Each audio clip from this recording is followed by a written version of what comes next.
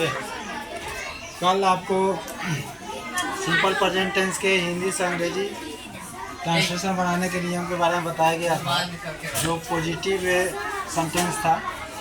आज simple present tense का negative Hindi sentence अगर रहेगा, ट्रांसलेशन जैसे आप बनाइएगा, उसमें निगेटिव सेंटेंस अगर आता है तो उसको हम कैसे बनाएंगे, इसके बारे में अभी जो भी हम बता रहे हैं आपको वीडियो में दे रहे हैं, उसमें शॉर्ट वाक्य बनाने के लिए बता रहे हैं। लंबे वाक्य बनाने के लिए इसके बाद जब ये शॉर्ट वाक्य ख़त्म हो जाएंगे तब बताया जाएगा। तो सबको एक बार फिर गुड मॉर्निंग, और चलते हैं सिंपल प्रेजेंट टेंस के निगेटिव वाक्य की तरफ। मान लीजिए अगर वाक्य रहेगा आपका, चाहे वो सब्जेक्ट के रूप में प्रोनाउन है या नाउन है, अगर वाक्य रहेगा कि राम एक आम नहीं खाता है, तो नहीं शब्द जो आ गया ये आपका निगेटिव, इससे निगेटिव वाक्य होता है। ऐसे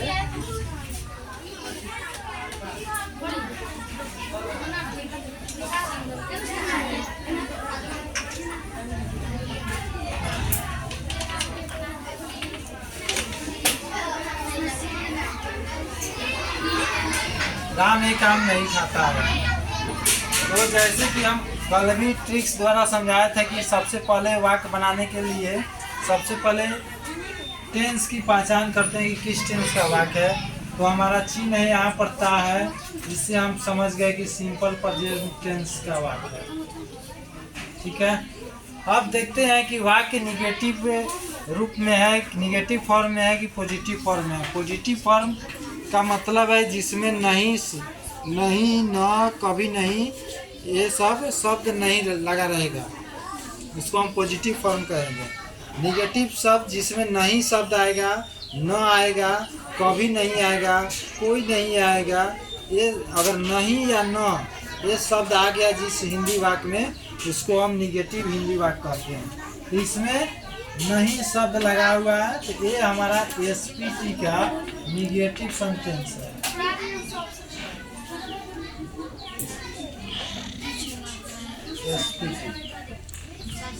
अब हम समझ गए कि ये हमारा सिंपल प्रेजेंट टेंस का नेगेटिव वाक्य है। नेगेटिव का अर्थ होता है नकारात्मक।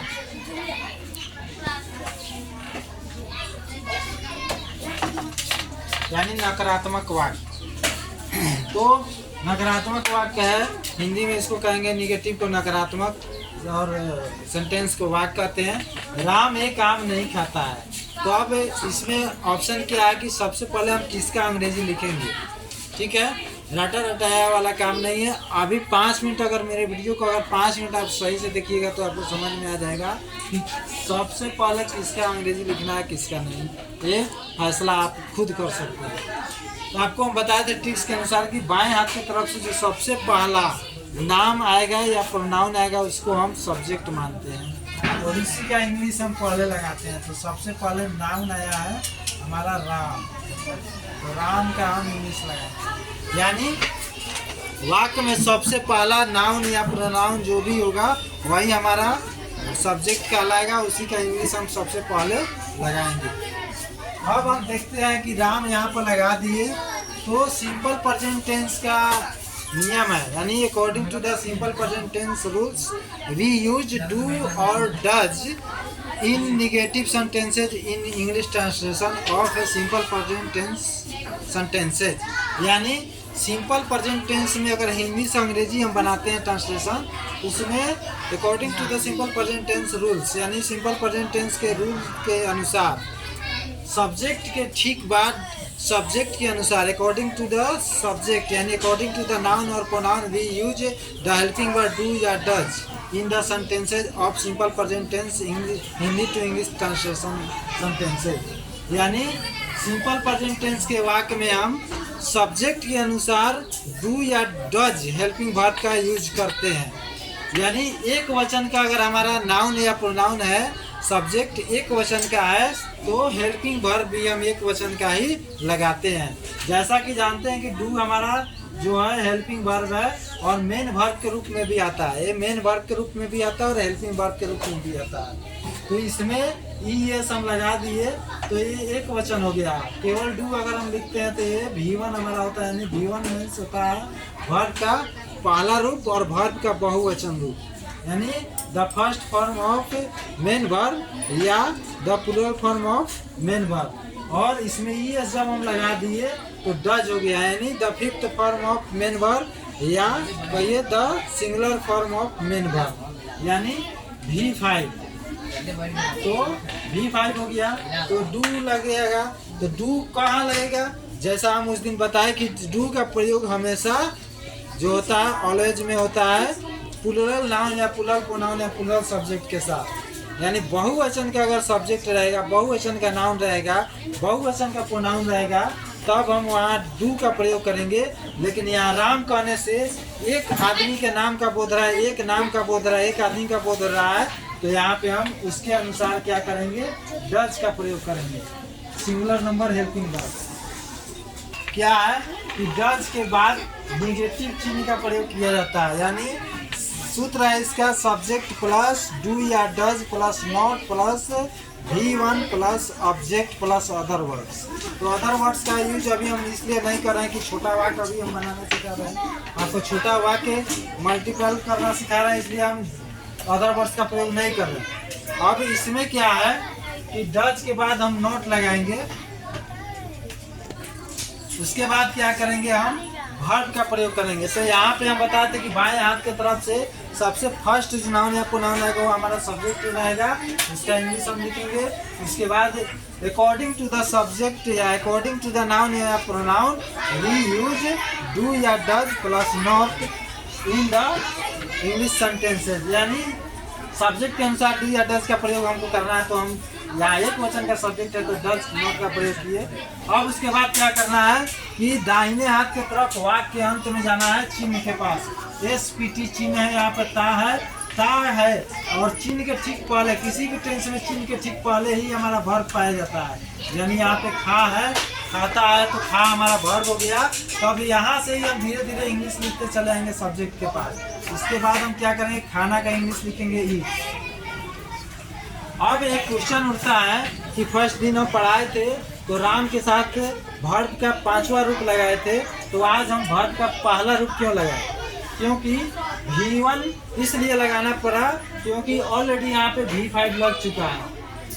हेल्पिंग वर्ब और मेन वर्ब के रूप में ये काम करता है डू या डज, इसलिए एक जगह अगर नियम है कि एक जगह अगर V5 लग गया तो उस वाक्य में दूसरा V5 नहीं लगेगा, V1 के रूप में ही लगाया जाएगा। ये रूल है, ग्रामर का नियम है। According to the grammatical rule, once we use V5 then after that V5 we do not use V5, we use only V1। यानी नियम है ग्रामेटिकल कि अगर सिंगुलर सब्जेक्ट हो, सिंगुलर नाउन हो, सिंगुलर प्रोनाउन हो और उसके साथ एक बार अगर डज लग गया, यानी एक बार अगर V5 लग गया, तो दोबारा उसके बाद अगर कोई वर्ब हमको लगाना है तो हम ऑलरेडी V5 नहीं लगाएंगे, V1 लगाएंगे। अगर V5 लगाते हैं तो हमारा गलत हो जाएगा। इसलिए यहाँ पे ऑलरेडी V5 लग चुका है, इसलिए हम यहाँ पे V1 लगाएंगे, क्योंकि यहाँ पे V5 हो गया, यहाँ पे भी आपका सिंगुलर रह गया सब्जेक्ट और सिंगुलर वर्ब हो गया। तो अब इसके बाद जो हमारा वर्ब रहेगा वो प्लूरल नंबर का रहेगा, V1 रहेगा। अब इसके बाद क्या करेंगे? हम नहीं का ऑलरेडी यहाँ पर लिख चुके हैं। अब वर्ब के ठीक पहले क्या है? हमारा ऑब्जेक्ट रखता है। हिंदी वाक्य में कहीं भी देखिएगा तो ऑब्जेक्ट की पहचान हमको करना है, तो वर्ब के ठीक पहले ही हमारा हिंदी वाक्य में ऑब्जेक्ट आता है, यानी नाउन रहेगा या प्रोनाउन रहेगा, या वर्ब भी कभी कभी डबल वर्ब आता है तो उसको भी ऑब्जेक्ट माना जाता है। तो ये काम है, तो हमारा ए मैंगो यहाँ पे आपका ऑब्जेक्ट हो गया। तो Ram does not eat a mango, Ram ये काम नहीं खाता है, ये आपका यहाँ पे हो गया। अब मान लीजिए रहेगा कि लड़के आम नहीं खाते हैं, इसमें आपका लड़के आम नहीं खाते हैं। तो वाक्य को हम देखेंगे तो सबसे पहला काम है, किसी भी वाक्य को हिंदी वाक्य को देखेंगे तो सबसे पहला काम है, सबसे पहले हम उस वाक्य के रूप को पहचानते हैं कि यह वाक्य पॉजिटिव रूप में है कि नेगेटिव रूप में है कि आपका क्वेश्चन मार्क रूप में है, कि WH क्वेश्चन रूप में है, कि इंट्रोगेटिव रूप में है। तो हमारा ये वाक्य नहीं शब्द लगा हुआ है, इसलिए निगेटिव रूप में है, निगेटिव फॉर्म में है, तो यहाँ निगेटिव फॉर्म में है। अब इसके बाद पहचानेंगे कि हमारा वाक्य किस टेंस का है। तो ते है लगा हुआ है, तो SPT है, यानी सिंपल प्रेजेंट टेंस का वाक्य। अब हम क्या करेंगे, दो चीज सबसे मोस्ट इम्पोर्टेंट दो चीज होता है टर्म। तो इस दो टर्म को हम लोग पार कर गए। अब हमारा क्या है कि सब्जेक्ट का चयन करना है। तो सब्जेक्ट का चयन करने के लिए सबसे पहले हिंदी वाक्य का सब्जेक्ट हम पकड़ देंगे कि हिंदी वाक्य का सब्जेक्ट क्या है। उसी सब्जेक्ट जो होगा हिंदी वाक्य का, उसी का हम अंग्रेजी लिखेंगे और वहीं हमारे इंग्लिश वाक्य का भी सब्जेक्ट बनेगा। तो बाएं हाथ की तरफ से सबसे पहला हमारा देखो वाक्य का जो नाउन या प्रोनाउन होता है वही हिंदी वाक्य का सब्जेक्ट होता है। तो लड़के, तो बॉयज। अब क्या करना है कि यहाँ पे निगेटिव वाक्य है, तो सिंपल प्रेजेंट टेंस के रूल के अनुसार, according to the simple present tense rules, we use do या does plus not after the subject in negative sentences. यानी सिंपल प्रेजेंट टेंस का अगर वाक्य है, हिंदी वाक्य है, तो उसको अंग्रेजी में ट्रांसलेशन करना है। तो सबसे पहले हम क्या करेंगे, सब्जेक्ट यूज करेंगे। सब्जेक्ट के बाद हम क्या करेंगे, सब्जेक्ट अगर बहुवचन का है तो डू नॉट लगाएंगे। अब उसके बाद क्या करेंगे, वर्ब का अंग्रेजी लगाएंगे ईट, बॉयज डू नॉट ईट। अब उसके बाद हम ऑब्जेक्ट लगाएंगे मैंगो,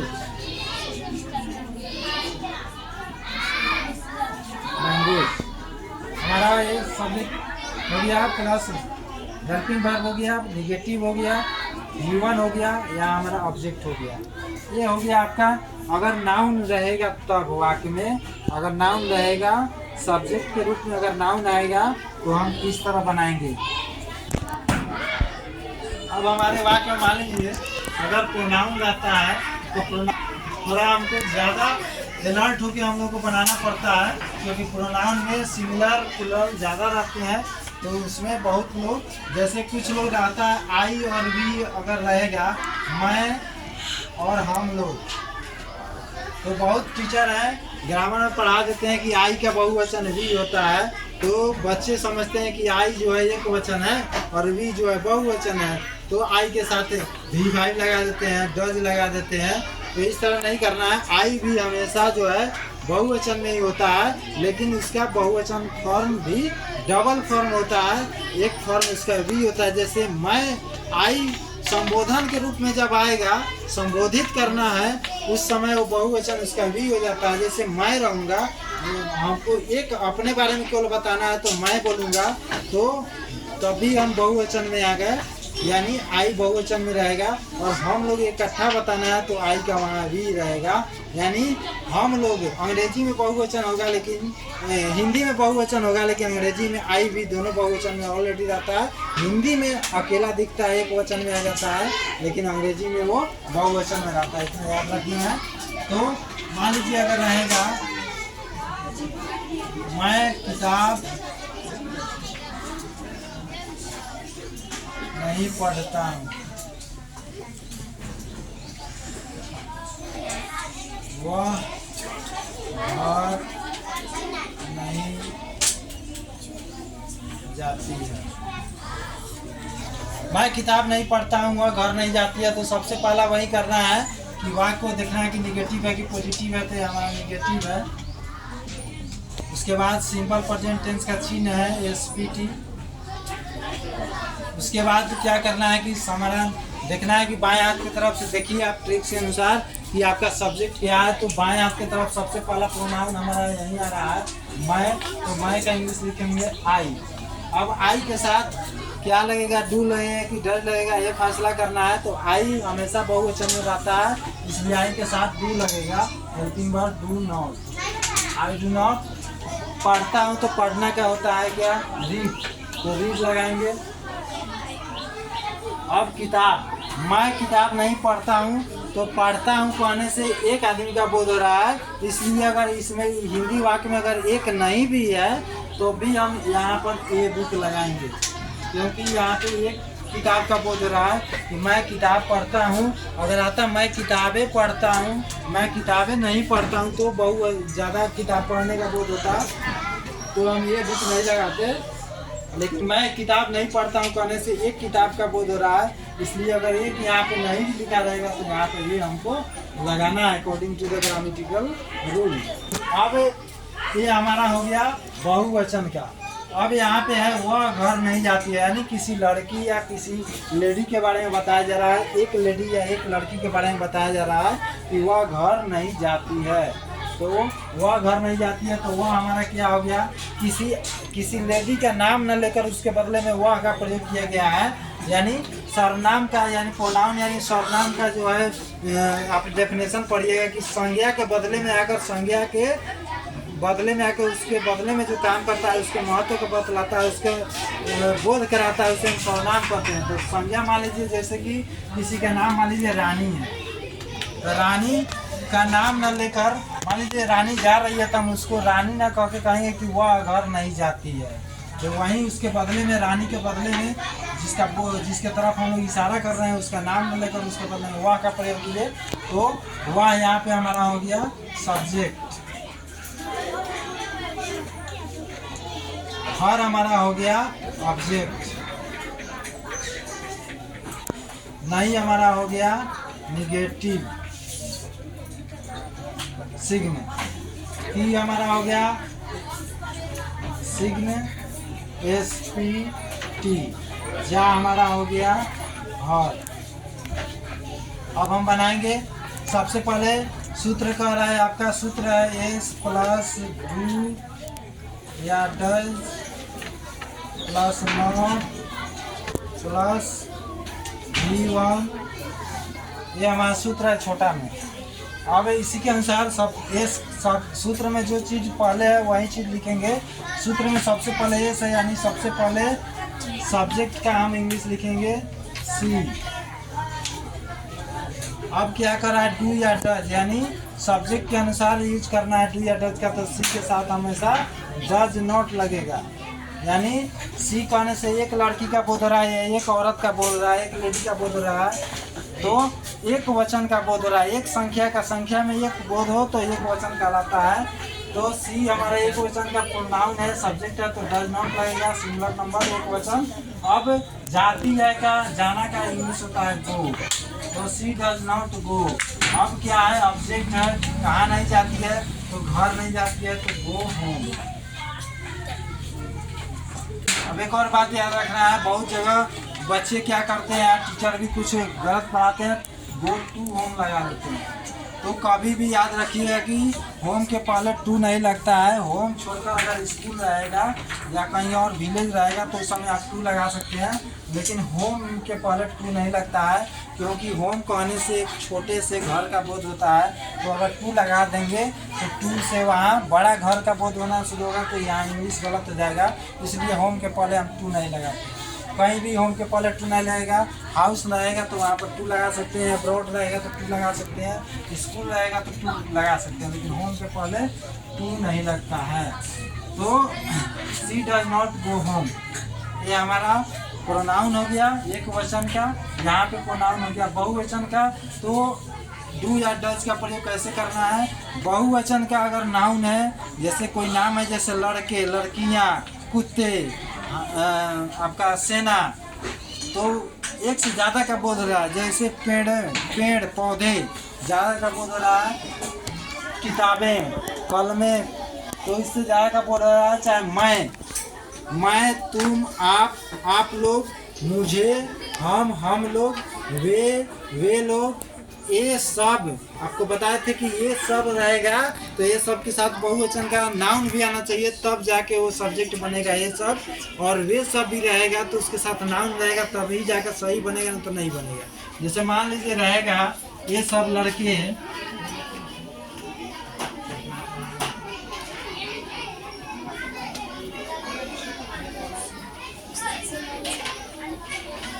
ये सब लड़के घर नहीं जाते हैं। तो आपको ध्यान रखना कि अगर वाक्य में ये सब रहेगा या वे सब रहेगा तो यहाँ पे ध्यान रखना है कि केवल इसको हम सब्जेक्ट नहीं बना सकते हैं, इसके साथ जो नाउन आएगा बहुवचन का वो मिक्स करके एक साथ हम सब्जेक्ट में डालेंगे, क्योंकि नियम है ये सब ग्रामर के अनुसार ये सब और ये सब को अकेले में कभी भी सब्जेक्ट नहीं माना गया है और नहीं माना जाएगा। क्योंकि ये सब जब कहने से तो ये सब किसके बारे में बोध करा रहा है, तो जिस चीज़ के बारे में बोध कराएगा वो हमारा सब्जेक्ट ऑलरेडी रहेगा। जब तक उसको हम नाउन किसी नाउन को सब्जेक्ट इसके साथ नहीं बनाएंगे तो इसका बोध जिसके किसके बारे में बोध कराएगा पता ही नहीं चलेगा, तो वाक्य हमारा ऑलरेडी गलत हो जाएगा। इसलिए अगर वाक्य हिंदी वाक्य में ये सब रहेगा या वे सब रहेगा तो उसके साथ बहुवचन का नाउन जरूर रहना चाहिए, तब जाके सही होगा। जैसे ये सब लड़के घर नहीं जाते हैं तो रहेगा इस तरह, these boy do not go home, these boy do not go home. अब इसको हमको सब्जेक्ट करना होगा तो इसको पूरा को सब्जेक्ट बनाएंगे। दीज बॉयज हमारा सब्जेक्ट हो गया और तब डू नॉट हमारा हेल्पिंग वर्ब हो गया, निगेटिव प्लस हेल्पिंग वर्ब, गो हमारा हो गया वर्ब और होम हमारा हो गया ऑब्जेक्ट। तो ये अलग से आते हैं। दे रहेगा तो वो अकेले आता है आपका, जैसे वे घर नहीं जाते हैं, चाहे वे लोग घर नहीं जाते हैं, मैं घर नहीं जाता हूँ, हम लोग घर नहीं जाते हैं, हम घर नहीं जाते हैं, मुझे घर नहीं जाना है, मुझको घर नहीं जाना, इस तरह से आ सकता है। तुम लोग घर नहीं जाते हो, तुम घर नहीं जाते हो, आप लोग घर नहीं जाते हैं, आप घर नहीं जाते हैं। इस सब का एक ही इंग्लिश है यू मिस होता है तुम लोग, आप लोग। मैं का इंग्लिश होता है मैं, मुझे, मुझको। अगर वाक्य में सबसे पहले अगर रहेगा मैं, मुझे, मुझको, सबका इंग्लिश होता है आई, हम, हमें, हमको, हम लोगों को, हम लोग को। इस सब अगर रहेगा वाक्य में सबसे पहले तो इसका इंग्लिश लिखना है वी। अगर रहेगा मेरा भाई, मेरा भाई, तो मेरा भाई कहने से आप कहिएगा कि मैं का ही मेरा है तो ये बहुवचन हो गया, नहीं। मेरा भाई कहने से मेरा एक भाई का बोध हो रहा है कि यहाँ पे सिंगुलर नंबर में आ गया, यानी एक वचन में आ गया। तो माई ब्रदर इसके साथ ही लगाया जाएगा माई ब्रदर, यानी माई के साथ भी कोई ना कोई प्रोनाउन रहेगा तबे माई जाके आपका सब्जेक्ट के रूप में इन्फॉर्म करेगा। अगर माई केवल लिख दीजिएगा माई डज नॉट गो तो गलत हो जाएगा। माई मेरा भाई नहीं जाता है तो my brother does not go लिखाएगा, my brother does not go, यानी एक वचन में हो गया। उसी तरह आवर रहेगा। इस सब के बारे में हम आपको कल अब बताएंगे कि माई का प्रयोग कहाँ होगा, माई सेल्फ का प्रयोग कहाँ होगा, आवर का कहाँ होगा। ये सब रिलेटिव प्रोनाउन कहलाते हैं। आई ए हो गया आपका, आई हो गया, वी हो गया, यू हो गया, दे हो गया, दीज हो गया, दोज हो गया, ही हो गया, सी हो गया, दिस हो गया, दैट हो गया, इट हो गया। ये सब प्रोनाउन जो है सब्जेक्ट के रूप में आते हैं। लेकिन जब रहेगा my, mine, myself, our, our, ourself, your, yourself, them, their, themself, itself, herself, himself, ये सब आपका रिलेटिव प्रोनाउन के रूप में आते हैं। तो इनको भी सब्जेक्ट के रूप में किस प्रकार ढाला जाता है, लाया जाता है, इसके बारे में कल के वीडियो में बनाएंगे। Thank you.